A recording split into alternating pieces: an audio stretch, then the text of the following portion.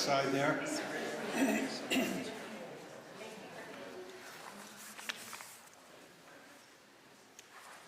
right, boy, got quiet quick. As a teacher, I'd be happy. I want to welcome everyone. My name is Jeff Dexter. I'm the chairman of the Sunderland Energy Committee. And I want to, before we even get into this, because of the tragedy up in Lewiston, just a moment of silence for all the victims and their families.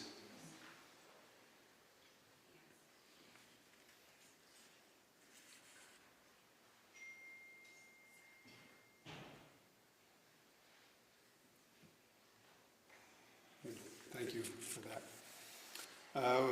One other bit of information. Neil Underville, the CEO, president of Vermont Natural Gas, is not able to make it tonight due to an illness. So I can assure you, though, we've got the A team here, pitch hitting for him. It's going to be a great forum. It's great to see so many familiar faces, some new faces.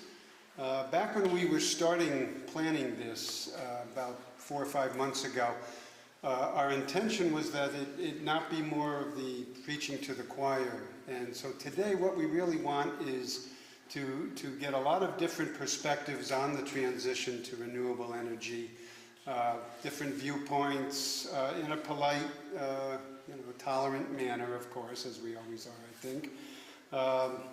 And so when we thought that we would put this together, we said that the transition probably is going to not be too seamless, as we all know. There's going to be some bumps. We all know there will be challenges along the way, just as there were many challenges when we went from candles to whale oil to kerosene to gaslights and to electricity, even the horse and buggy to automobiles. And now the transition to renewable energy and energy sources that are kind to our planet's environment too. So it's an exciting time, just as it was just over 100 years ago when, again, we were going from the horse and buggy to automobiles. It's going to involve new jobs, new infrastructure, new economic opportunities for entrepreneurs and industries that are poised to meet the challenges with innovation and new technologies, with a keen eye on making this a reality for every segment of our society, with affordability, fairness, and equity as important parts of our transition's guiding principles. To get another bit of insight into what lies ahead, I look to Winston Churchill, one of his quotes, "Perfection is the enemy of progress." Some of you may have heard that before, but very important, especially when we're going through this transition. The transition's not going to be perfect. Obviously, nothing ever is. But Churchill's wisdom emphasizes the importance of taking action and making progress, even if things aren't perfect. So with continual reassessing and refining, and with the many technological advances we've already witnessed and we'll see more of, we will make this transition. As Neil Underville said in an article that I was reading about him, the time is now to collectively move ahead with a forward-thinking mentality. So tonight's forum is going to be a conversation with these distinguished panelists. There'll be some questions from our moderator, and then most importantly, as I said earlier, questions, thoughts, and ideas from you, and then some closing statements. So that said, I'd now like to introduce our moderator, the news director of GNAT TV and a Sunderland Energy Committee member, Andrew McKeever.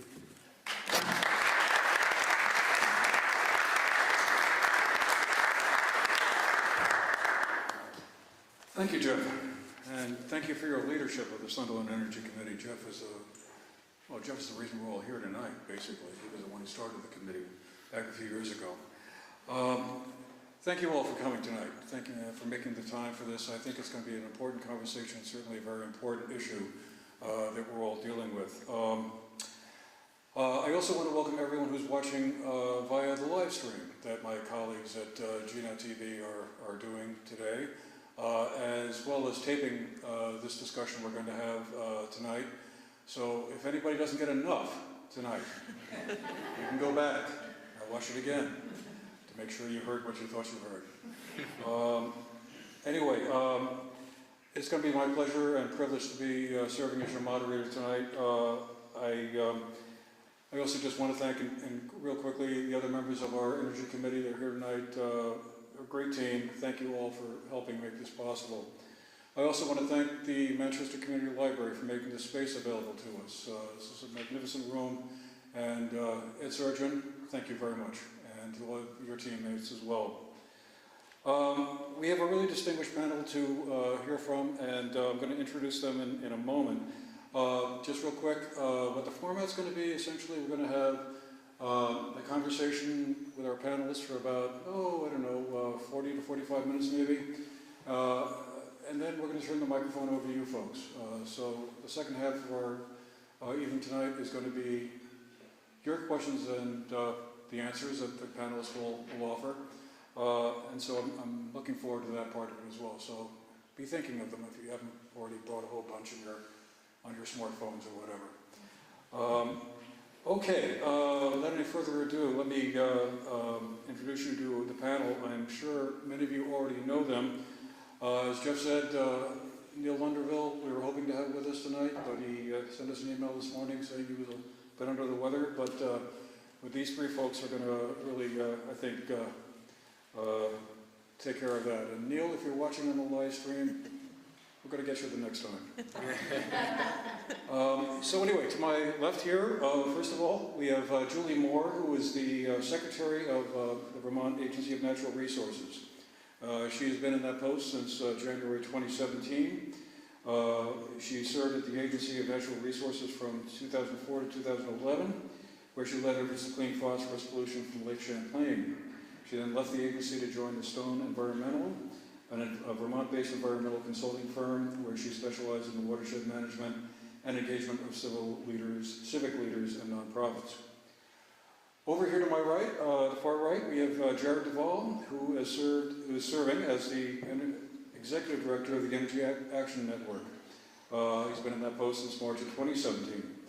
The Energy Action Network is a diverse network of over 200 nonprofits, businesses, public agencies, and other organizations.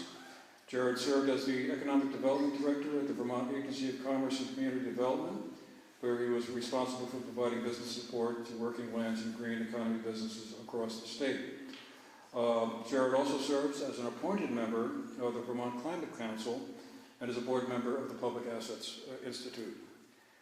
And last but hardly least, we are really pleased to have with us tonight Representative Laura Sibilia, who is an independent state representative from the town of Dover. Her Wyndham 2 district includes the towns of Dover, Wardsboro, Jamaica, Somerset, and Stratton. She served as the vice chair of the House Committee on Environment and Energy, and she's also one of the co-chairs of the Tripartisan Legislative Rural Caucus, and also works with the Brattleboro Development Credit Corporation, where she's a regional economic development officer. Folks, we are really fortunate to have with us tonight such a distinguished group of folks. And before we begin, I think a round of applause for our panelists is in order.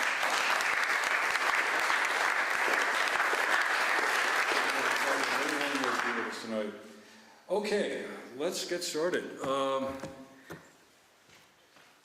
Representative Sibilia, I was wondering if you could maybe get us going here and explain what the Affordable Heat Act does. I mean, that's sort of the big legislative initiative that the legislature passed this past session, and it's kind of how we're going to be moving forward most immediately here in Vermont on achieving new energy standards.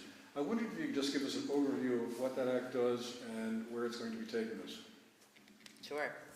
And thank you very much, Andrew, and thanks for having us. Thanks for coming out tonight. The Affordable Heat Act is really a process for, a public process for developing a clean heat standard, which is something that was called for as part of our Climate Action Plan. Climate Action Plan was developed as part of the Global Warming Solutions Act, and The Global Warming Solutions Act was put in place because Vermont leaders, our governors, our legislative leaders, raised our hand and said, with the Paris Accords, we will do our part. And the Global Warming Solutions Act put those requirements for emissions reduction into statute. So that act required us to produce a climate action plan to bring together a climate council. Jared is one of the folks. Secretary Moore chairs. No. She's Just a pretty member. high up on there. And so those folks work together to put this climate action plan together. And the plan is to reduce emissions. In Vermont, there are really two big sources of emissions, transportation and thermal. And so the clean heat standard is a means of systemically reducing our thermal emissions. And so the Affordable Heat Act is a public process for developing the clean heat standard, which requires a public process for development. Then it requires it to come back to the legislature to see what we think, if we want to change it, if we want to reject it, or if we want to pass it. And then it will require the governor to sign on. How's that? Would Jared or Julie, would you care to comment on that question as well? Would you feel like the Affordable Heat Act is a good way to go to get us started in the direction we want to be in terms of transitioning to renewables, or might there be another approach that might work better? Sure. So I would describe the clean heat standard as a performance-based approach as opposed to a regulatory approach. And I think that that's a really important distinction to make. So the Agency of Natural Resources is probably best known for our regulatory programs, right? We issue permits with a very specific set of requirements that dictate how a certain standard is to be achieved. The clean heat standard doesn't have that same construct. It's a performance-based standard, and so there are a number of different pathways that the fuel dealers could follow in achieving the requirements of the standard. And that's an important component too, is that the way it is structured in the existing legislation, the obligations to implement sit with fuel dealers as opposed to individual Vermonters, with the thinking being fuel dealers will provide incentives to building owners, homeowners, commercial property owners to make a transition to a clean heat energy source. This is rather novel. There aren't other places in the country where this work has been done. There's some work that's been done around clean fuels in states like Oregon that show some promise, but to apply it to building, how we heat our homes and businesses is a pretty big leap forward. And so currently the Public Utilities Commission is just getting started with a process to do a lot of the technical work needed to understand how this would actually happen. Fuel dealers aren't currently regulated by the state of Vermont, so we don't have that kind of relationship where we can just essentially put in place a new requirement. First, we have to bring them into the fold and get them registered with the state. And then figuring out how that credit exchange is going to work is another really significant undertaking, and one that the PUC is looking into essentially as we speak. Jared, any thoughts before we move on? Sure, thanks Andrew. And I just want to first note, as Andrew mentioned in the introduction, I have a couple of different roles, so I want to be clear about when I'm speaking in what capacity. So as Andrew mentioned, I serve as Executive Director of the Energy Action Network. I hope many of you got a copy of our just released annual progress report. And we really do independent tracking, research, analysis, and as a convener of a very diverse network that has different positions, we have some network members who are for the Affordable Heat Act, some who are against. We, to retain that role as a trusted neutral convener, and as an organization, we do not take positions on any bills before the legislature or orders before the Public Utility Commission. However, as Andrew and Laura mentioned, I was appointed to the Vermont Climate Council, and that appointment requires climate councilors to make policy recommendations in the form of the Climate Action Plan about what are the policies that can actually add up to meeting the commitments we've made in the Global Warming Solutions Act. So I want to be clear that when I'm talking about the Affordable Heat Act, it's in my role as a member of the Climate Council, because the organization that I direct does not have formal positions or take formal positions on pieces of legislation. But speaking as a counselor, I think that the Affordable Heat Act is really important for a couple of reasons. Number one is there is no way, feasibly, that we are going to be able to meet our emissions reduction, our pollution reduction commitments without it or its equivalent. It was the single largest pollution reduction strategy recommended in the Climate Action Plan. And we're going to have trouble meeting the legal obligations for doing our part to reduce climate pollution, even with a clean heat standard going into place. I just want to pause here to mention that where do these legal obligations come from?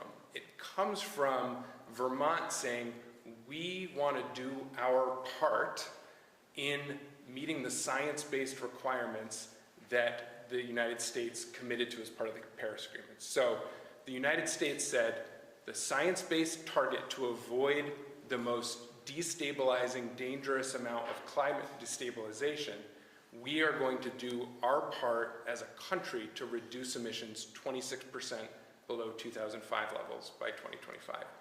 And so that's the exact number that's in the Global Warming Solutions Act. Vermont saying we're going to do our part towards what our country has committed to. But I think that it's not just about the pollution reduction, it's about how you achieve it. Because what we see right now in the energy transition is that the folks with means are the most able to make the upfront investments in whether it's an electric vehicle or a heat pump. And these are strategies that don't just reduce pollution, but that often significantly reduce energy bills and lower the costs for folks. And so, to me, one of the important things about the Clean Heat Standard or the Affordable Heat Act is not just that it's the single biggest pollution reduction strategy in Vermont's Climate Action Plan, but that it centers an equitable transition to make sure that the benefits of that transition are disproportionately going to lower and middle income Vermonters. So there is actual language in the law that says a majority, I don't have the percentage right in front of me, but it is effectively about 60% of all of the clean heat activity that will generate credits has to, fuel importers have to generate that activity by serving and providing incentives to low and middle income Vermonters. That is incredibly important.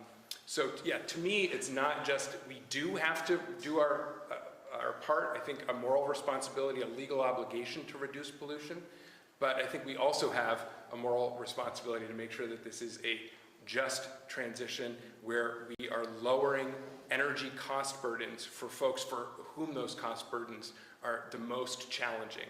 And I hope we can get into that in terms of a lot of the economic opportunity that exists in this transition away from fossil fuel, which is an incredibly expensive, price volatile, and difficult energy source for the budgets of many Vermonters.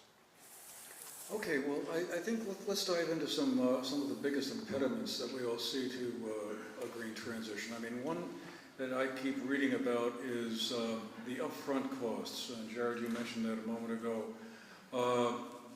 Not everybody has the wherewithal to go out and spend a couple of $1,000s or more on a heat pump, or despite all the credits and incentives that may be in place for purchasing an electric vehicle, it's still a lot of money. That may be a long-term gain that 10 years or so down the road that will amortize itself and pay off, but the immediate upfront cost for someone who's living paycheck to paycheck makes that pretty difficult. Secretary Moore, I wonder if I could turn to you and have you comment on that. Do you see that as the biggest stumbling block to getting to where we might want to be on renewables, or is there something beyond that? Sure, I do think that upfront cost is real and significant, and a challenge to this work. Some of you may have seen during the legislative session, I produced an estimate to suggest that as fuel dealers are required to purchase these clean heat credits, which are what are generated as measures are installed in individual buildings, the likely source of revenue for them to generate the additional cash to purchase those credits is going to be to increase the cost of fossil fuels. And I estimated that it could be as much as 70 cents a gallon. And so that's a really significant consideration, is both thinking about how we help folks make that transition, but also maintaining an awareness of the impacts of folks who haven't yet been able to shift from a fossil fuel heating system to a renewable energy supply. And inevitably, someone's going to be first in line, but just the same, someone's going to be at the end of the line. And I think we have to think those pieces all the way through, and that's a significant concern to me. The other piece is a workforce challenge. And we're seeing a lot of that right now, even as the area I live just outside Montpelier in Middlesex. Washington County was particularly hard hit by the July floods. We have several hundred homes and businesses that lost their heating systems as a result. And the home heating contractors in my part of the state are just working as fast as they can to restore those heat systems before winter. But we know the availability of HVAC contractors and electricians is a limiting factor in a number of the things we want to do. There are efforts all around to grow that workforce. I actually saw a really great PSA ad a few weeks ago about sort of if you're concerned about climate change, one of the best things you could do would be to encourage your children to become electricians, because the country needs about 1 million more electricians in the next 15 years than we have right now. But that to me is another consideration in terms of the pace we're going to be able to move at. I think workforce will be a real significant consideration. Yeah. So I will say, I think the legislature really felt a sense of urgency around timing, particularly on the affordability issue, with the federal funding that became available. That has the ability of front-loading and kind of priming the pump for clean heat measures, offsetting that first push of pressure.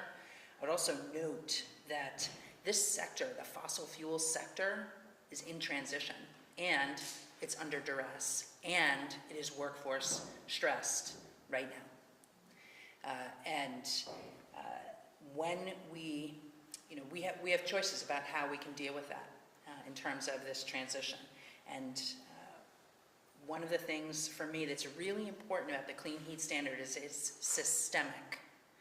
And when you put in place a system to help shift this sector and how we heat, you greatly diminish the odds of leaving Vermonters behind and leaving some of our smallest fossil fuel dealers, some of those least resourced in this industry behind. We intentionally put in resources to help smaller businesses, also to add training funds. We know that these workforce challenges are across all of our economy. I think the affordability issues are real, and I don't think there are a lot of good answers. Right now, today, heating fuel prices are twice the price that they were in 2015. They're 2 times as much. And so I'm not sure who can afford that. We cannot stand still. And we have to put in place and take actions that bring the greatest number of us forward. And the industry helps that industry stay in place and transform itself. Because that industry is critical. We cannot lose those workers. We need to help those fossil fuel businesses. So. Yeah, the way that I approach this question about costs and savings is that it has to be understood and communicated about in a holistic way, in a balanced way, and in an honest way. What we see when we look across the country at states that have done similar programs, and we see this data out west in Oregon and Washington and California, is that these performance standards on fossil fuel importers have price effects in both directions. They found that there was a very slight price effect on gasoline and diesel. The performance standards that exist out west are on the transportation fossil fuel importers, not on thermal like is being proposed in Vermont. But what they saw was like a 3 to 4 cent a gallon upward price pressure on gasoline and diesel, but at the same time, they saw significant reductions in the cost of biodiesel, in the cost of electric vehicles and EV charging. So you think about what a performance standard is doing, it's ensuring that more people have access to either cleaner transportation or cleaner heating. And so to do that, you're lowering the prices on the cleaner side, and there's downward price pressure on the more efficient and cleaner options, and there's upward pressure on the higher polluting options. And so I think that that's really important. So when we talk about the costs, I think we need to talk about the costs and the savings that will result from the Affordable Heat Act. We also need to look not just at the side of the ledger that Secretary Moore has just brought up, but that the cost of weatherizing your home, of installing heat pumps, of being able to install an advanced pellet stove or wood stove, or of being able to replace fuel oil with B100 biodiesel. There are many options that are going to decrease in cost, allowing many people to save money as we reduce pollution. I also just want to say, with all due respect, Secretary Moore, I am very surprised and disappointed that you keep coming back to this figure, that your back of the envelope figure, that I went in and testified about to point out the most basic fundamental errors in the math, showing that you likely inflated that number 20 to 28 times. And I'm happy to talk about why, but I think that we need to have an honest conversation with Vermonters about what the price effects might be, and in both directions. Do you wish to reply? Sure. I guess Jared would say I'm disappointed in that I know we have gone since into a much more detailed and comprehensive technical analysis that frankly reaffirms my estimate, and that report will be published, I believe, within the next couple of weeks.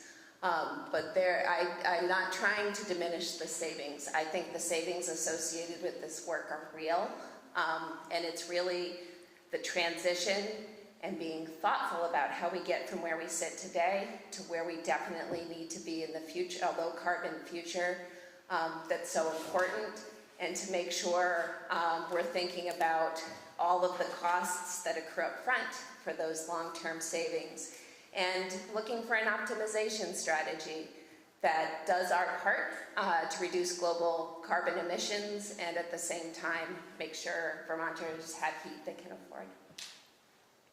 Okay. I want to sort of stick a pin in this whole issue of how this impacts working folks. I keep going back in my mind to the 1980s and the globalization push that occurred back then in the U.S. economy, which saw a lot of factories being closed out in the Midwest and a lot of workers being displaced, and a lot of workers wind up feeling humiliated and not appreciated. I think it's really important that we avoid that this time around. If the economic impact of the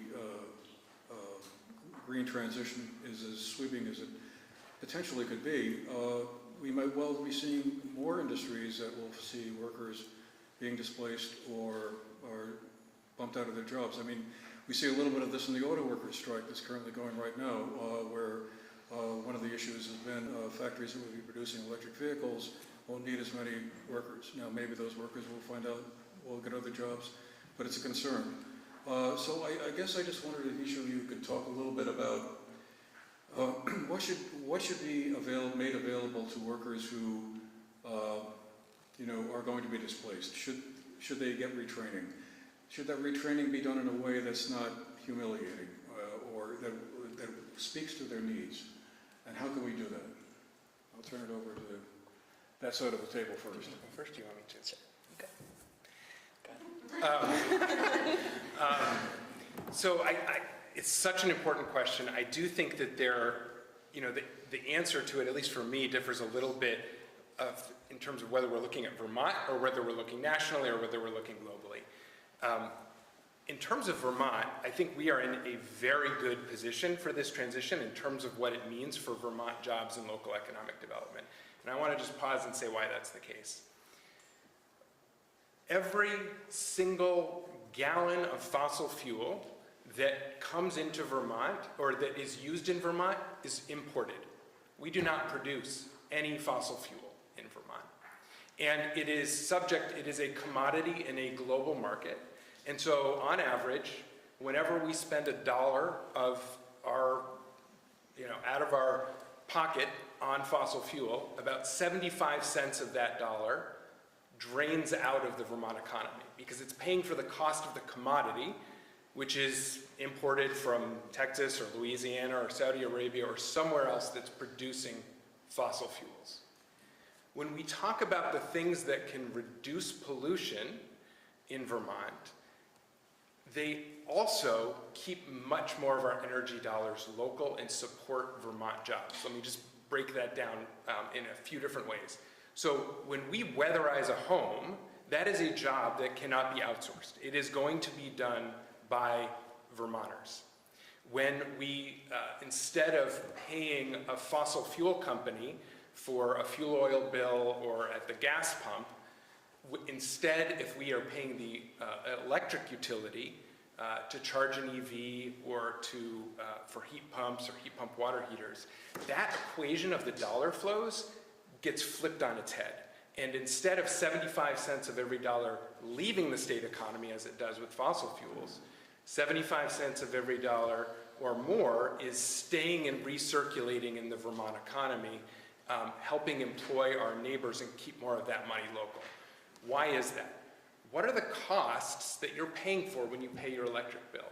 It's primarily to pay line workers and tree trimmers and a lot of things that have to happen on the transmission and distribution system in the state. It's also paying for customer service operations and for local power purchases.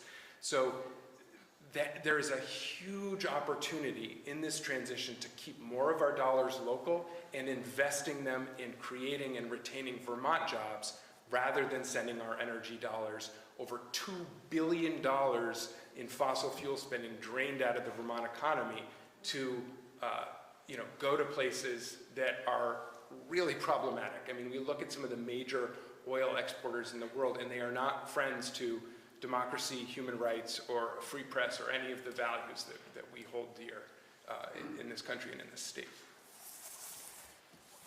I mean, I think the question of disruption with the energy transition, I mean, we could talk about this all night, Andrew. If you think globally, of our nation, I think we have to really try and focus on what we have control over here in Vermont and think about the transition here and who are the affected industries. We talked about the fossil fuel dealers here in this state and the transition of that industry. Many of these dealers are now already installing heat pumps or pellet stoves or some doing weatherization. Some are not, and some are 1 or 2 or 3 person shops, so that is really difficult. And the answer, your question was, how do we help them? It's a good question, and I have been asking their lobbyist that since 2019. When we came in and looked to, maybe it was 2018, and the legislature looked to pass a 2-cent fuel tax, and for increased weatherization. And I said, well, how much weatherization is that going to get us? And And how do we know that that's enough? And of course, the fuel dealers were in lobbying against that on affordability. And I ended up voting against it. And the next year voting for the Global Warming Solutions Act, which would tell us, give us a plan that told us, here's what we need for weatherization, here's what we need for. But even at that time, I had said to their lobbyist, we can't lose you all. We have to have heat. Vermonters have to have heat. And this industry is changing. How can we help you? And so we've taken steps to try. They may not be enough. It's very likely we need to do more. And, I, for one, am listening. I know that the reps for this town, Representative Bongartz serves on the Environment and Energy Committee with me. I know he is listening. Representative Kath James, worked really hard with us on this. I know she is listening. We pass legislation, and then, again, we're going to see this come back, and we're going to see what we've got. And are there things that we need to improve? We don't have to wait. We can talk about this year. How do we help this industry? So I think your question's a good one. I think it's important to think about how to help not only Vermonters that are being disrupted by, double the price of fuel in the last, 8 years, but also the industry. That is, they are also just, we're not controlling the price. This is globally, we're all on this wild ride. Industry and Vermonters, what is the best way that we can come together to all kind of survive and advance? Okay, let me pivot to another aspect of this whole question. Secretary Moore, I'll turn to you for this one. Permit reform. I don't think I've seen a solar or wind turbine project where the issue of permits didn't, let's see, what's the right way to put this? Throw a little sand in the gearbox, sort of slow things down longer than perhaps it could have. How do we get to a point where getting permits for these sorts of projects, like a solar farm or some other renewable energy source, doesn't involve a painstaking slog through zoning commissions, planning commissions, regional planning commissions, everybody else on up to the state Supreme Court? I think in addition to wind and solar, you could probably throw hydropower into that mix as well. And those are often big, complicated, expensive projects.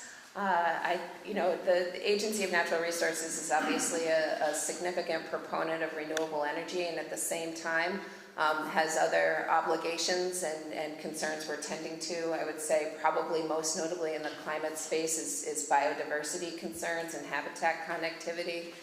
And these projects are significant oftentimes on the landscape. Different types of projects have different impacts. And I think when we're talking about green energy, it's not just important to think about it in terms of carbon emissions, but also the way it interacts with the plant and animal communities that call Vermont home. And so that is a lot of the work the agency does because these projects can have really significant footprints. It can be challenging at times and cause extended review. That said, I'm not trying to suggest that there aren't opportunities for improvement. We recognize our regulatory processes can be complex to navigate and actually have an effort underway to start to develop some more specific guidance on areas where we've seen particular conflicts or at least friction between the development of renewable energy projects and some of the concerns of the Agency of Natural Resources, including maybe most notably grassland bird habitat. As folks may be aware, we've seen a 90% decline in the number of eastern meadowlarks and bobolink that habitate in Vermont. And a lot of times solar projects are inconsistent with what those birds need for their reproductive success. But trying to be really specific with developers about ways to make sure that they're taking those issues into consideration as they're designing their project and not having them feel like they're coming in late to the process when it can be much more complicated to influence a design. Similarly, we've engaged in a number of hydropower relicensing projects where we're looking to maintain a run-of-river operating regime for a hydropower facility to ensure that that aquatic habitat is preserved, so that again, when we're generating green electricity, it is green in all aspects. Well, I have some thoughts.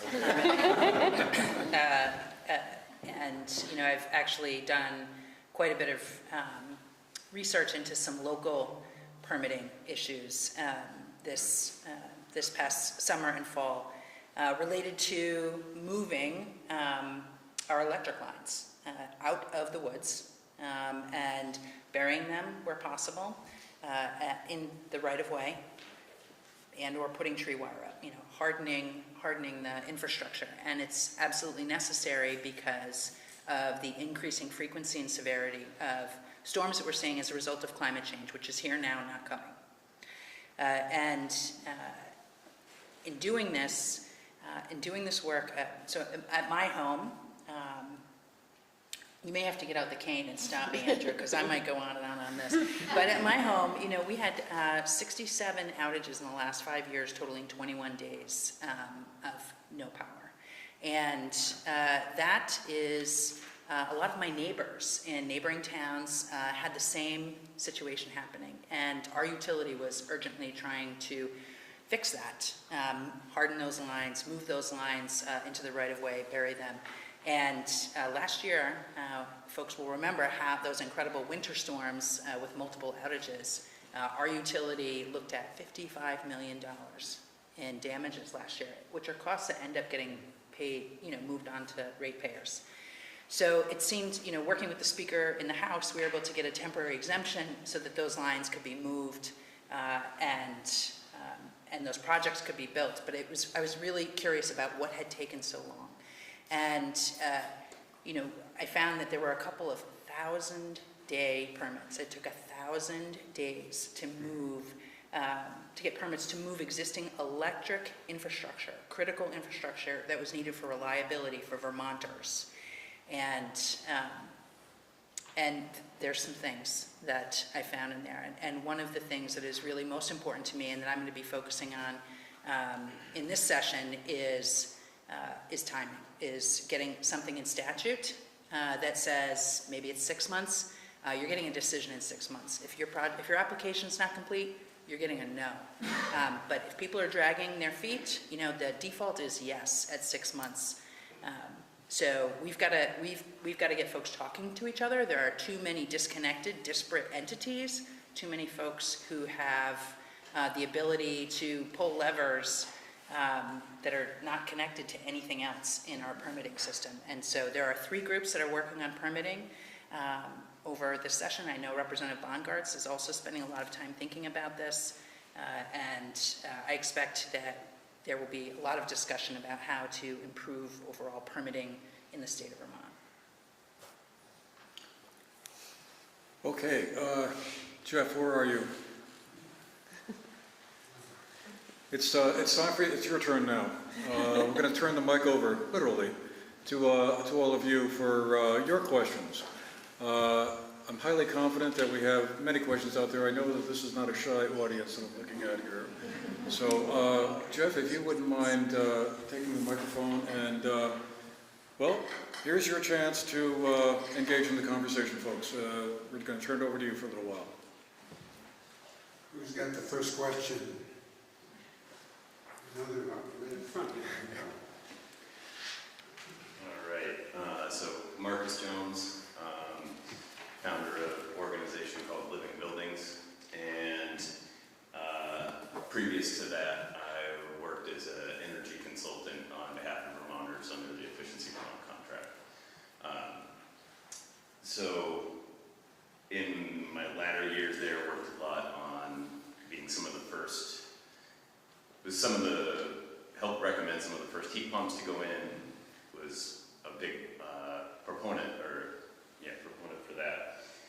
And what I saw over the years, and we're sitting in an example, this building that's not very old, I don't think it was 2014 that it was built, has already had its heat pumps replaced once. So we are installing heat pumps that are helping us to achieve our goals for 2050 that will be needing to be replaced prior to us getting there. And so we're heavily supporting across the state a technology in which we know we're guaranteeing is going to need to be replaced. And in some cases, I have been in buildings and in houses where heat pumps have been installed where weatherization was not even thought of. I would love to see something where we make sure that before a heat pump goes in, because I could go through a multitude of complexities and troubles around heat pumps and a lot of things around that. I'll spare everyone. But we're putting them in to get a number that we can check off as a legal thing, but the reality is our resiliency of our community is not being affected. We're actually reducing our resiliency in some ways. So there are, we're working on some efforts to create buildings in which don't have mechanical heating or cooling systems that remain habitable regardless of the electric grid being available. The majority of our homes today, if the grid goes down, as you spoke to, Laura, like we have hours sometimes, depending on how cold it is, before it's not a habitable space. So when we're looking at solutions, I would really urge the collective of all of us to be looking at the solutions that have the least complexity, offer the longest time span, and there's a third one, but I'm drawing a blank on it, but we just have this opportunity where we're spending a lot of money and a lot of infrastructure. If we spend it on solutions that last not even one generation, you provide one generation of our youth with solutions before they're having to fix our problems, and we don't know that we're going to have the same resources available in 25 years as we do today. Today we have the local resources, the energy, the knowledge. We still are working on the workforces of everything where we can build buildings that last hundreds of years and don't require any mechanical cooling or heating and remain habitable. Okay, thank you. I'm ready to sit. I have a lot of questions, but I'm limited. Oh, yes. My name is Letitia Sorlino. I live in Manchester. I have a lot of questions, but I'll limit it to two. But I'd like to start with a little intro that I disagree with Mr. Duvall. I do not think Vermont is in a good place transitioning into a green economy. I'm fearful of what's happening in Vermont, and I'm frustrated by what's happening in Vermont. Our electricity does come from Hydro-Quebec. We have no control about what's happening in Hydro-Quebec. And I would like that the power sources, the God-given power sources put on our planet, that we use them, which is the sun, the wind, the ground thermal, the geothermal, etc., which we're not doing in Vermont. We're promoting solar panels, but we nix solar arrays. We vetoed solar arrays, which happened last year in Manchester, Vermont. It was vetoed. We promote EVs, but we have no recharging stations. And that makes no sense. So that's my question to you, Ms. Moore. I think what would be healthy to do for our state is to call green what is green. Biomass is not green. That is not renewable. Yes, trees do renew, but after 100 years, but that is a pollutant. And if those emissions were counted, we would not meet the 2030 standard. We need to build our state, we need to bring work here, and bring all the power we can here, harness it here. Somebody like to answer that? I can speak on the EV charging piece a little bit. So EV charging stations obviously are not as widely available as gas stations, for example. And I think there's a time piece there. Vermont, believe it or not, at least last I knew, has the most EV charging stations per capita. We have not very many capita compared to other states, but per capita we have the most significant number of EV charging stations in the country. There's been a lot of effort placed on creating travel corridors, in part reflecting some really early aggressive EV goals that were established by the province of Quebec, and recognizing sort of the travel and tourism component of our economy and the ability to serve folks driving electric vehicles not only in Vermont but through Vermont or while visiting Vermont, and that commitment continues. There's been significant resources that the governor and legislature have cooperated on, I think, in each of the last 4 budgets to support the continued installation of electric vehicle charging stations. And there's real money coming to Vermont under the bipartisan infrastructure law for electric vehicle charging stations through the Agency of Transportation. There's a little bit of a catch there in that they are required to meet the Buy America provisions of federal law, and there are no EV charging stations that currently fully comply with the Buy America provisions. But I know that that's something that my counterpart at VTrans and his counterparts around the country are working on. So we're nowhere near close to the level of like gas station level of service when it comes to EV charging, but we are in a pretty good position compared to almost any other place in the country. Well, If it's is it okay, Jeff? I want to just follow up on something that Marcus said in his comment and Sure. question as well, because I think Marcus brings up a really important point about heat pumps and how we think about what our goals are. And so when we, Secretary Moore and I helped co-author the Vermont Climate Action Plan, and that involved a pathways analysis of what is all of the activity that added up together could get us to meet our legal obligations around climate pollution reduction, and do so in a way that would lower costs, result in savings, and meet other goals that the state has. And I think it's a really good and fair point that counting heat pumps is not in and of itself sufficient, because the point isn't installing a heat pump, it is using them effectively.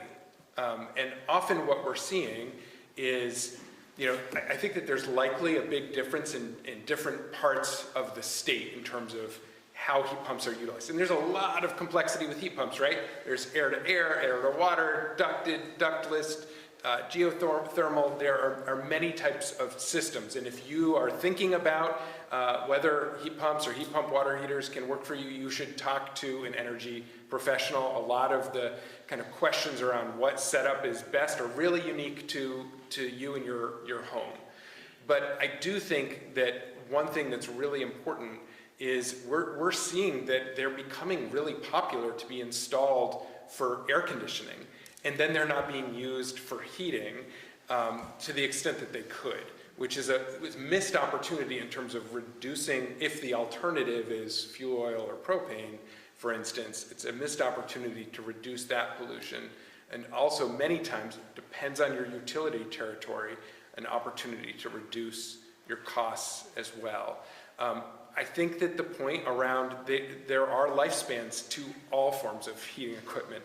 Maybe a passive house, well-insulated, well-designed building has a much longer time frame than others. But if we look at the technical resource manual that the state of Vermont uses, I don't remember the numbers exactly off the top of my head, but I think many, the most common heat pump systems, air-to-air systems or ductless mini splits are often a 12 to 15 year estimated lifespan, whereas a propane or a fuel oil boiler might be 20 to 25. So they both have lifespan issues that need if we're looking out to 2050, that need to be accounted for. I also think, and this is kind of my mantra on everything, it relates to the conversation about reducing climate pollution versus investing in resilience and adaptation. That's not an either-or conversation, it's a both-and conversation. And I feel the same way on the heating side. To me, it's not heat pump versus something else. I think that given our climate, given the age of many of our buildings, the layout of many of our buildings, the smartest thing to do in the interest of resilience and in the interest of saving money and in reducing pollution is often to have backup heating systems or heating systems that are complementary. So, you know, I know a lot of people who are putting in heat pumps, but also have a wood stove, or have a pellet stove, or have kept their furnace with their ductwork, but have switched out fuel oil for B100 biodiesel. There are so many different permutations and options, and hopefully we can retain the complexity and the kind of nuance of, it really depends what your individual situation is, what your current system looks like, what options are out there, but I don't think that heat pumps are necessarily a one-size-fits-all solution or a silver bullet. It's all necessary, and we've got to look at them carefully. There's a gentleman down the back there. Thank you.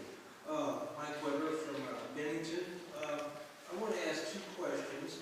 One is, we talked about being dependent on fossil fuel that's outside of our state. The other one is, I noticed that Hydro-Quebec provides 52% of our electricity. And I just want to know, what other plans do we have in the state to provide more electricity that's going to go up outside of Hydro-Quebec? Because I think the woman over there who spoke about it, we have no control over that. And that's a very serious issue, I think, as we look at the future. The second question I have to do is with wood and biomass. And are we requiring any of these companies that provide wood chips to provide biomass to reforest what they take? Because this is not just wood scraps or anything else. They're destroying a whole forest to provide wood chips and things like that. And is there anything being done about that as we look at that? Because it is not carbon neutral. Thank you. Much to take So I would say, in terms of what are we doing for new renewables, right now we have a renewable energy standard, which likely you know about, in the state of Vermont, requirements, another performance standard for our utilities, like the clean heat standard, requiring them to reduce their fossil fuel usage, and that they have requirements on purchasing the total amount of electricity that they have to purchase that's renewable, the total amount that they purchase from in-state renewables, and then either additional reductions in or additional purchases of in-state renewables, or helping their customers reduce their fossil fuel usage. And right now there is a renewable energy standard. Well, there's two things.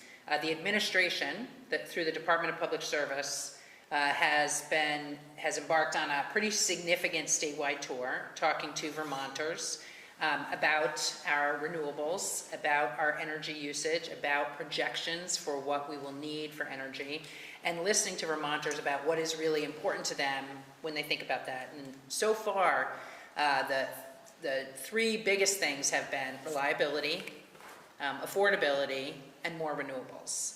And, you know, to the surprise probably of very few folks, that would be what folks are thinking about. And there is also, through the Speaker of the House, a working group of some House members, I am on that, some Senate members, and then industry, and also a number of environmental groups who have a number of different positions about biomass or Hydro-Quebec, you know, there's solar developers, et cetera, and all of our utilities. And we are working to see what we can do to, what we can find consensus around to make things even better than they are right now in terms of more renewables, maintaining reliability, and not having rates go through the roof as we're continuing to electrify things, because we want people to electrify to reduce fossil fuel usage. So, you know, all of these things are, it's really hard work. I want to assure you that there are folks that are really thinking hard about this stuff. And it's important that you weigh in and ask questions and push. But it's hard to do this kind of systems change work. So hopefully you were able to participate in the Department of Public Services process. If you weren't, you certainly can submit public comment to the working group. You may still be able to submit public comment to the department. If you want to find me afterwards, I'll tell you how you can do that. Okay, who else? Questions? Yeah, Chris? Hi, I'm Chris Anderson from Manchester. Representative Spila, you mentioned the Department of Public Service survey that was talking about renewable, but when I was reading that report that they put out, and I was like, I don't think everybody agrees on what's renewable. And so I just was, I know that I differ also. I don't think biomass is renewable. I think Hydro-Quebec is not a very good choice either. And that we should have more renewable in Vermont, more of our own renewable here that isn't burning, because burning is causing other things that, air quality is really not good. And so I wondered if there's any definition of renewable in any kind of statute or law that, because people don't agree on it, and it must be very difficult to work around that, especially when you're considering renewable energy credits. So I'll take a quick stab, and then we'll do what I like to call cleanup. And we'll send it to one of the folks to my left or right. This is definitely something that is being discussed with the working group. Right now, biomass is part of our definition for renewables, and there seems to be, nothing's nothing until it's done, consensus that when we're talking about new renewables, maybe that should not be the case going forward. But we'll see, and certainly weighing in, I think, is important. And now we'll go for the cleanup.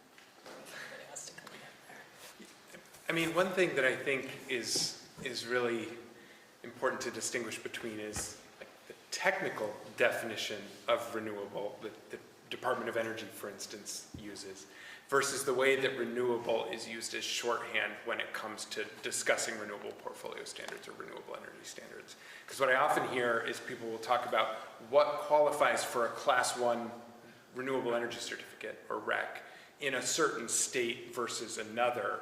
But that gets talked about is it renewable or not? I think by definition, the kind of strict objective definition of renewable that the Department of Energy uses, wood energy and hydro are renewable.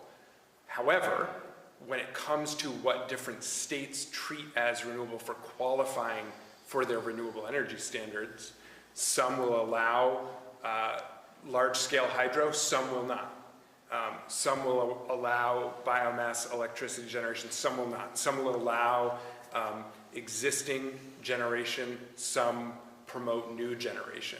And so I think those are really important questions. I guess my hope is just that we can talk about them with the specificity of what qualifies for what in the context of a renewable energy standard, not is it renewable or not. Can I, sorry, steal your microphone? Good exercise. Just a couple of comments about biomass and wood chips in particular. As you may know, the Agency of Natural Resources includes the Department of Forest, Parks, and Recreation, and so obviously we have a lot of interest in this space. I think when we're talking about the two existing biomass facilities in Vermont, the McNeil plant in Burlington and the Reigate plant, it's important to know that those chip harvests are conducted with specific requirements that are administered actually by other parts of the Agency of Natural Resources. The Department of Fish and Wildlife provides oversight to help ensure that those chip harvests are being conducted in a sustainable manner that does not have an adverse impact on biodiversity and wildlife. Appreciating the concerns that were raised about the carbon emissions, and it is the way we're currently accounting for them. Biogenic carbon emissions, consistent with, I think, UN practice, are considered to be sort of lower cycling, and because biomass is being allowed to regenerate, it's assumed that those carbon emissions are pulled back out of the air, unlike burning of fossil fuels. think reasonable people can disagree about that.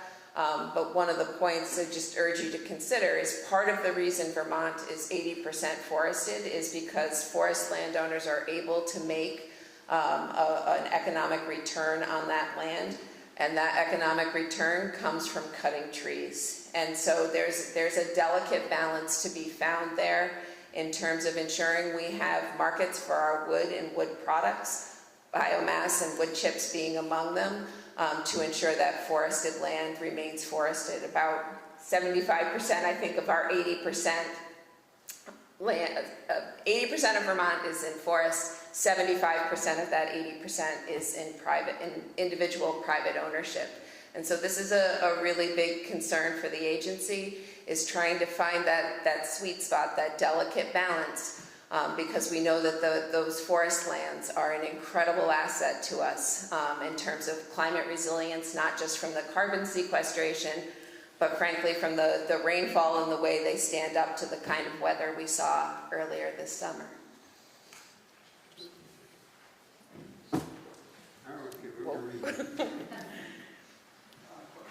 Hi, Ellen Malone.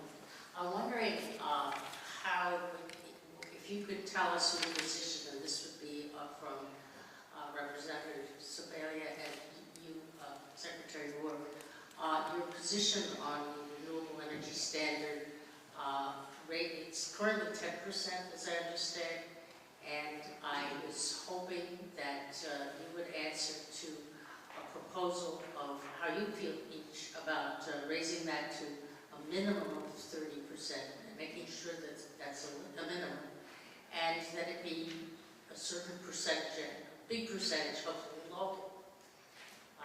And then I have a second question, but maybe I should wait. I want to understand a little bit more about how you can deal with NIMBYism. But that's it. That's a later question. Thank you. Do you want to start? So I will tell you, sitting on this working group and seeing all of the work that the administration is doing out in, talking with Vermonters, I want to be really careful not to get too far ahead of the work that folks are doing. I will tell you, I am hearing at the table a willingness to increase in-state renewables. So I expect that will happen. It may be different for different types of utilities. We have 3 utilities that really are pretty rural. They're covering, and then we have a bunch of municipalities, municipal utilities that are covering really small places, and they have different constraints. And then we have co-ops, so stay tuned, but I think there's some willingness to see an increase in that. The real question is going to be if this group can get itself together on an agreement coming into the session, at least for me, because this is the second year. This group is industry, utilities, enviros, environmentalists, and legislators, because it's the working group. It's the legislative working group. And you can find it at the Joint Fiscal Office website, and the Department of Public Services page is extensive. Yeah. So the name of it is the that's of the legislative side, and the department, you would find it on, it's easy to find, it's on their front page linked. Yeah, I would very much echo what Representative Sebelia said. So the Department of Public Service is outside the Agency of Natural Resources, but we participated in their renewable energy stakeholder process as a stakeholder. I think what you're reflecting is true. There's a lot of interest in seeing an increase from 10%. I don't know that they've landed on yet a set of recommendations on a specific number. And would be a little bit reluctant to offer one myself. And your question about NIMBYism, I think it's a really important question. It's not just limited to renewable energy, right? It has to do with housing projects and other types of infrastructure investments. And that we have very general conversations where there is broad public support for the idea of new renewables and more affordable housing. But then when it comes to a specific location on the map, it becomes really hard to see that to implementation. And I think it's a real challenge and something we're going to need to tackle in order to be able to achieve all of the types of good works we talked about tonight. Let me just get over the corner here. Yeah, Joe Jervis from Arlington. Just a quick comment on the statement on the workers. We are pushing really fast on this, just like we're pushing on the Rural Communications District. As that rolled out this summer, I didn't see Vermont workers. I saw out-of-state workers, out-of-state vehicles. Same thing with the tree trimmers working for the power company. It was Mexican teams in out-of-state vehicles. I'm very concerned about the grid. Right now the report that we got tonight says there's 17% reserve capacity, on the transmission grid. But we're talking solutions that are going to double our electric consumption. That impacts on price. Right now we've got the lowest price in New England for electricity. We're 34% cheaper than everybody else. When that Quebec, or Hydro-Quebec contract comes up for renewal, it's not going to be 34% cheaper. So we're marching Vermonters into a situation where we're not going to be able to afford our electricity, and it's not going to work when we need it the most. Those winter storms. Sure we can vary some of the lines, but that's a decades-long process. You're not going to get that done in 2 summers. And you're still going to have failures because the ground moves and the rocks cut right through the conduit. I've got a lineman next door who says, yep, it's not a lot more reliable. So what can we do to both contain the costs and give us systems that actually work when the power goes out? Go ahead, Chair. So one of the things that I want to address, I think many good parts of your question, Joe, one that I want to focus on is what does it mean to add electricity demand to our existing transmission and distribution system? I think that we would have a very significant concern if we were talking about adding load in a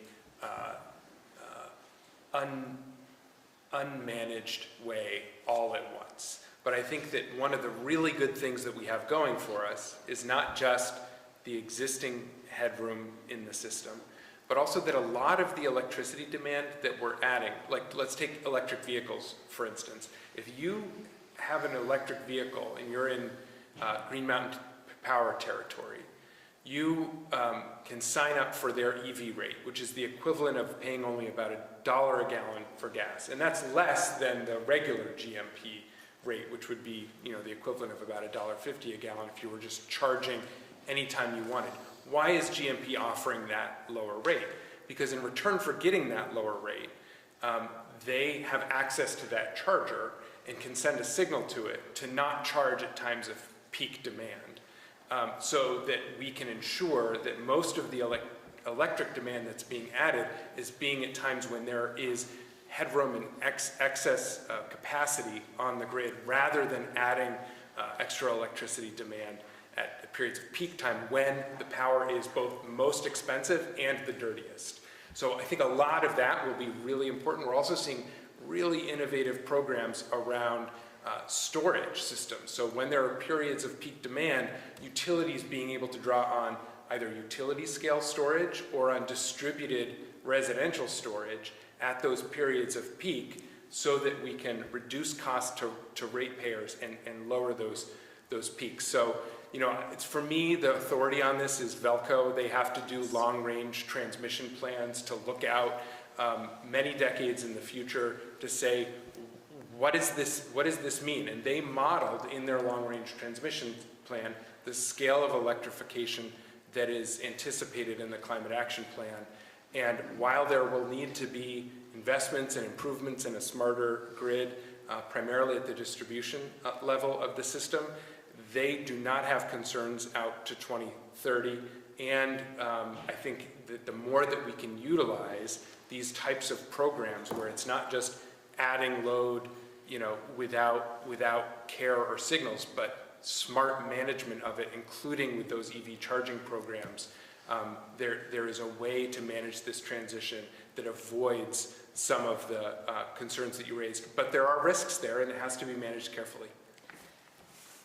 You know, I want to just add that in terms of us Vermont having the lowest rates, you know, a big reason for that is Vermont, regulates our utilities. And we also have this renewable energy standard, right, this performance standard. So our utilities are innovative. They are right now investing a lot of funds. They've gone, there's a lot of federal funds that have come in for investment, and I am not worried about our grid, particularly as I'm not worried at this point.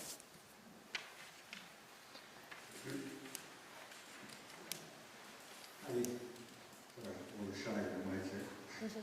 I'm Carl Buckhold, I live in Manchester, and I do have a question, but before I get to it, I want you to imagine for a second that we're all locked in this room.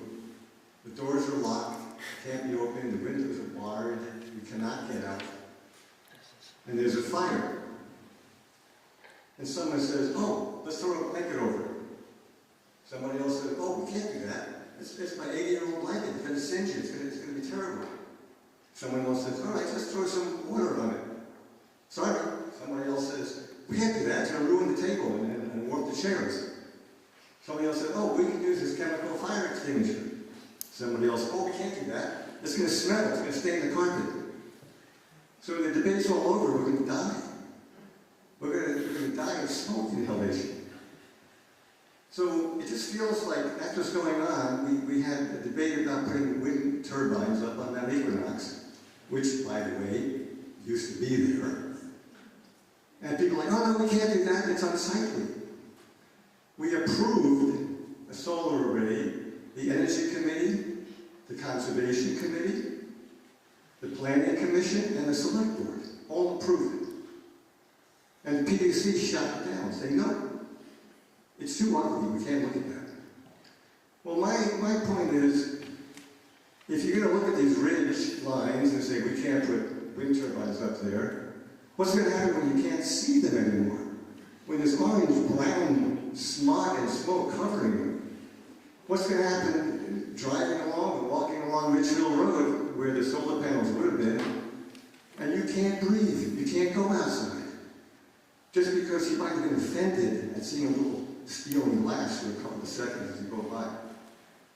So I don't understand how we can keep burning things and expect the climate to improve. It just doesn't make sense to me. I don't understand how the renewable energy credits help lower emissions just by giving people permission to burn more fossil fuel just because they can buy it somewhere and transfer it. How does it make sense to even consider expanding the McNeil power plant in Burlington when it's cutting trees that not only sequester carbon, they aspirate, they lower the temperature, they take carbon dioxide from the air, and not only do we eliminate those benefits, then you're going to burn them to make electricity, which is putting CO2 in the air, and it's also putting particulate matter in the air. 9 million people around the world die because of particulate-related illnesses. That's more than COVID, and that's every year. So how can this state consider allowing burning of trees to produce electricity when we could do it from wind and solar? That's it.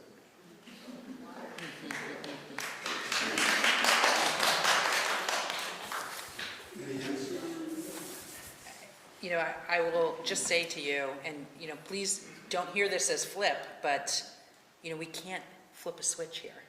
You know, we've got Vermonters throughout this entire state, businesses, you know, this transition cannot happen overnight. And thank you for all the work that you're doing. Leaning into this is really appropriate, but understand, you know, there is a balance. We have to make sure things stay on, make sure people can pay their bills and are willing to continue to electrify. And we've got to keep pushing on reducing emissions and increasing renewables and decreasing emissions. So, I hear your frustration. It's appropriate. It's appropriate to keep pushing, but, just understand we can't do this overnight, so. If I may, one of the things that I really appreciate about your question, Carl, and that really resonates with me is the kind of introduction to it, and what it drove to me is that whenever we have these energy conversations, there are no perfect solutions. And so I think that the responsible thing that you're suggesting that we do, and that I really agree with, is we have to have these conversations in a way that says, here are the pros, here are the cons, here are the risks, here are the rewards, and compared to what? Because oftentimes there is not some perfect, ideal solution. Otherwise, it would have happened already. I think one of my personal frustrations, and I trust that I'm speaking somewhat to what you're saying, because it really kind of came up for me when you were asking your question, is that I think too often these conversations happen as though they are academic debates. It's like a book discussion group that we can just wait for some perfect answer. The real world is messy. There are trade-offs, and there is real urgency. I think we could probably all tell the personal stories of how the climate crisis has already affected us, and how we worry that it will affect our kids or people that we care about. For me, so I live in Montpelier. My wife is the minister of the Unitarian Church of Montpelier in downtown, which was, the basement was fully submerged after the flooding in July, up to the first floor. And, the first 4 mornings I was there cleaning out kids' toys that, all of the kids in the playroom played with, clearing out 4 or 5 refrigerators that were full of food that were supposed to be for the community lunch. The climate crisis, as you're saying, is not some theoretical thing in the future. It is affecting us now. It is harming our communities.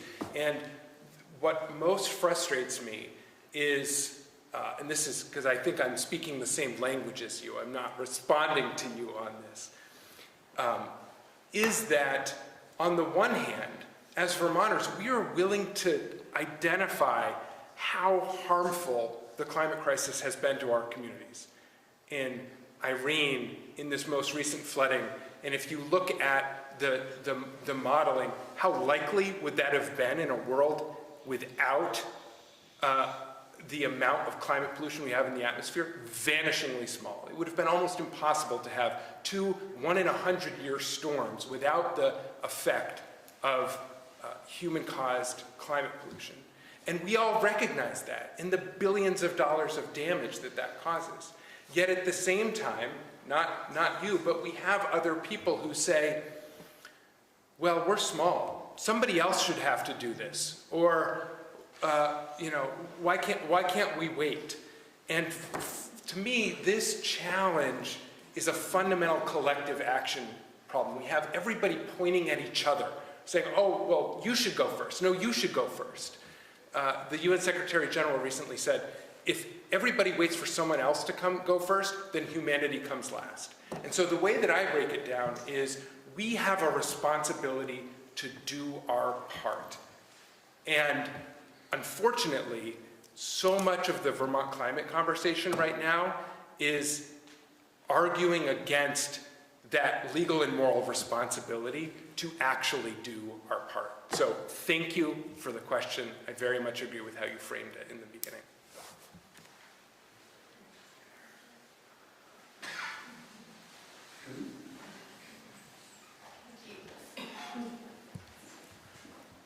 Just broke my wrist, so I'm going to have to lift. Okay. This is a question for Julie Moore. My name is Anne DeLevo from Manchester. According to the latest report by Energy Action Network, Vermont has the 2nd highest per capita greenhouse gas emissions in all of New England, behind only New Hampshire. We have made the least progress toward the Paris Climate Agreement, and targets of any state in the region, and without further action we are not on track to meet our legal obligations under the GWSA to reduce our emissions by 2025 and 2030. Considering this background, it seems that Governor Scott is putting off so many climate bills. The first one, he vetoed the Global Warming Solutions Act in 2020. He vetoed H606, a 30 by 30 bill, the Clean Heat Standard, an Act 250 bill that would have addressed forest fragmentation. And in 2023, he vetoed the bottle bill and the Affordable Heat Act. So why does Governor Scott keep vetoing climate bills when there is so much urgency that Jared has just talked about, that Carl has just talked about, that we're all aware of now? Very few people are denying that there is such a thing as climate change. And he still is vetoing bills that could get us forward. The legislature is mostly for Global Warming Solutions Act and all these other bills, and luckily they got them through. But Governor Scott is the one that's causing all the obstacles on this. So why is that?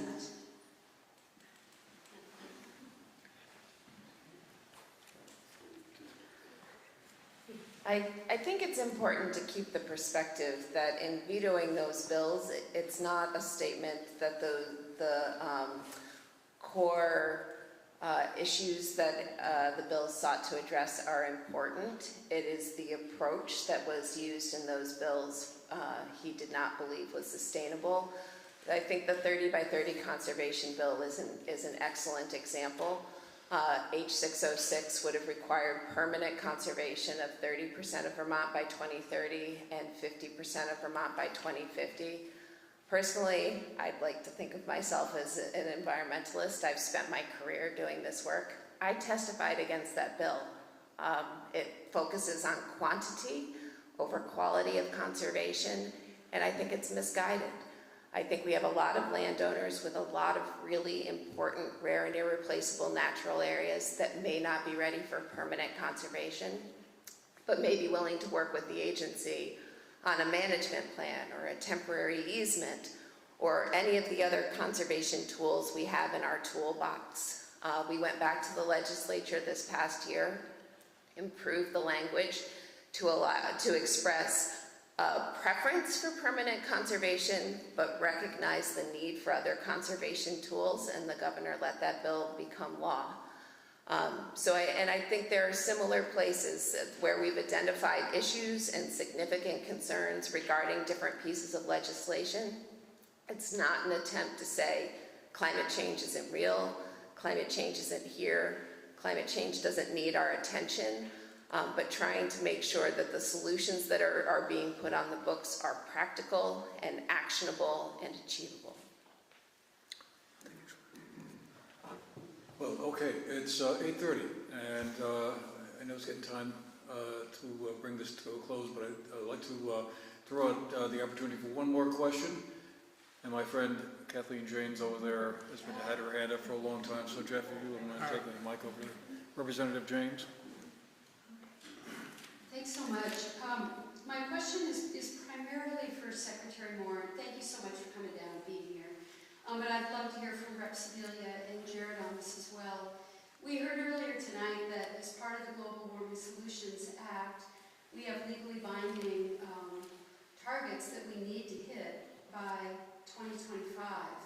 And as part of that obligation, A&R is required to review or update the rules in order to make sure we hit that goal by this coming summer, July 1, 2024.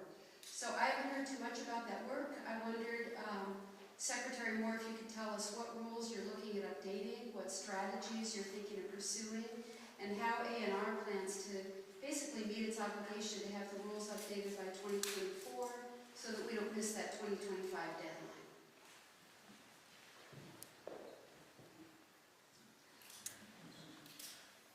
So I think it's important to keep in mind the Climate Council developed a climate action plan that relied almost exclusively on incentives, education, and the performance standard of the Clean Heat Standard. There was one set of rules that the agency was required to implement based on the final set of recommendations included in the Climate Action Plan. It was to adopt the California Clean Car and Clean Truck Standards. We completed that work in December of this prior year. We don't have the ability to further modify those rules. Our choice in adopting the California Clean Car and Clean Truck Standards is to side with California or to side with the federal EPA requirements.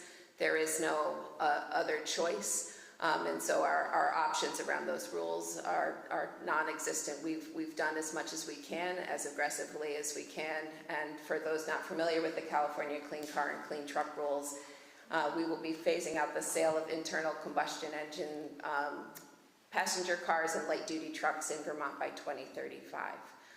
So it's a really significant shift and an important policy piece.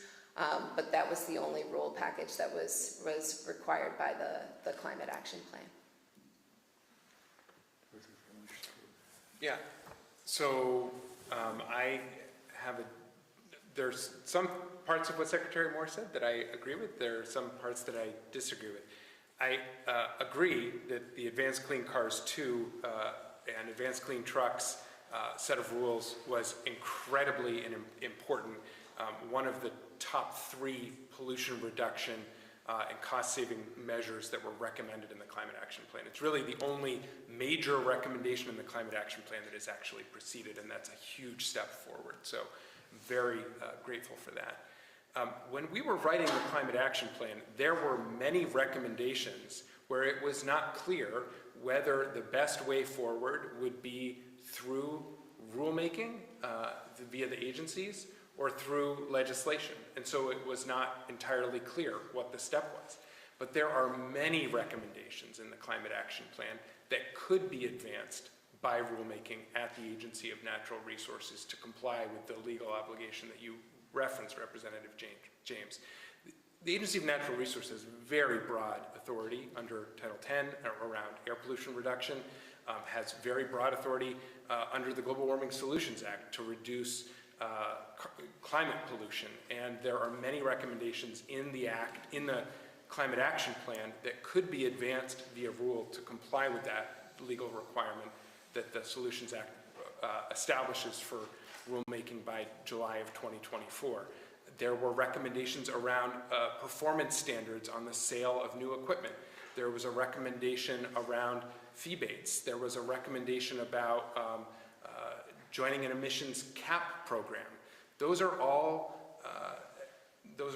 things that other states have done in advance via rule, and I believe that the Agency of Natural Resources should do likewise. I would go back to the Global Warming Solutions Act itself and those targets. And the passage of that bill. And one of the pieces that was the most contentious about the passage of that bill was the cause of action that was in there. Although any citizen can sue for enforcement of any bill, this specifically tells us how a citizen could sue if we don't hit the targets that are in the bill. And, just for those that aren't aware of that, we needed to put forward a plan, and that can achieve those targets. Has that happened? I believe that has. And the other piece is, are we making appropriate progress? And if we're not, then it will have to go. And Secretary Moore will be on the hook for, okay, now you've got to fix it. I do agree there's broad authority for rulemaking at A&R. Yeah. That's it. Okay, well, I have about 10 more questions on my own to ask, but you all took care of that for us. It's just about time to bring this to a close, but I just wanted to kind of finish things up by sort of passing the mic around the table and inviting each one of our panelists to have maybe a 1 minute long or so closing statement, just final thoughts to wrap things up, and then we'll have to call it a night. But Secretary Moore, I'll start with you. Sure. I just want to appreciate the opportunity to be here with all of you tonight, to be able to talk about the important work that's being done throughout Vermont to reduce carbon emissions, but also just reflect that this is one piece of our climate conversation, that there are equally significant needs when it comes to landscape level resilience and biodiversity. I'm sometimes concerned that we've become so focused on carbon that we've lost sight of some of these other important components of the work. Climate change is happening in Vermont right now. Obviously, this summer was case in point in central Vermont. I know last summer may have been far more challenging in southern Vermont than this summer in many ways. But just not to lose sight of the fact that there are many components or facets to the work we need to do in the face of a changing climate. And there's important work around resilience and biodiversity that needs to be part of the conversation. Thank you, Secretary Moore. Yeah, Andrew, I just want to thank you very much for putting this together. It's great to talk with these really smart folks. I want to thank Secretary Moore and Jared both for coming down here, all of you for coming out. I am really optimistic and I'm really grateful to be in Vermont. These are hard conversations. We are making progress, and we are incredibly fortunate to be able to see the kind of civil discourse and continued progress that is happening. This is really hard, and we're really fortunate. So thank you all. Yeah. Just thank you again to the Sunderland Energy Committee for hosting this, for the Manchester Community Library for hosting this. I really agree with what you said, Representative Sabia. I mean, these are complex, thorny issues. And the only way we're going to solve them is with open minds, civil conversations, and just continuing to show up and put our shoulders to the wheel. I mean, one of the things that I was thinking about coming in here, don't worry, I won't get too morbid on this. I'm seeing the coffin back there, the skeleton, the Halloween decorations about, but you know, I came in past the cemetery on Cemetery Road, and you know, it made me think, this time of year, I often visit a cemetery in central Vermont where about 7 generations of my family are buried, and you know, this time of year, I often think about this question of, what do we do with our time? What is our legacy? And for me, so much of the kind of commitment and inspiration I draw comes from the example of our ancestors in Vermont. That when there were times of real challenge, the way that our neighbors and our ancestors have responded has been to step up, to take care of each other, and to take responsibility, to make life better for Vermonters and set an example for other states and across the world. We saw that with marriage equality. We saw that with equitable education funding. We've seen it whenever there have been conflicts, whether it was the revolution and Ethan Allen and the Green Mountain Boys, or Vermont contributing far more than its share in the Civil War. My concern now is that there are many voices in this state who, contrary to that inspiring tradition of standing up, doing our part, taking responsibility, are saying, Vermont shouldn't have to act. We're too small to make a difference. Let's sit this one out. Let's be a free rider. Let's shirk our responsibility. That is not the Vermont tradition that I know and love, and that I know that many of you also are inspired by.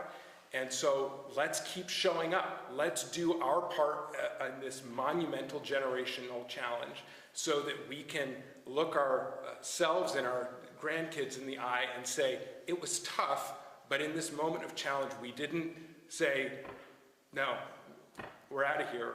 We stood up and did what was necessary, and we kept showing up even when it was uncertain, because these are tough issues. So I look forward to keep showing up with all of you as we do that. Thank you.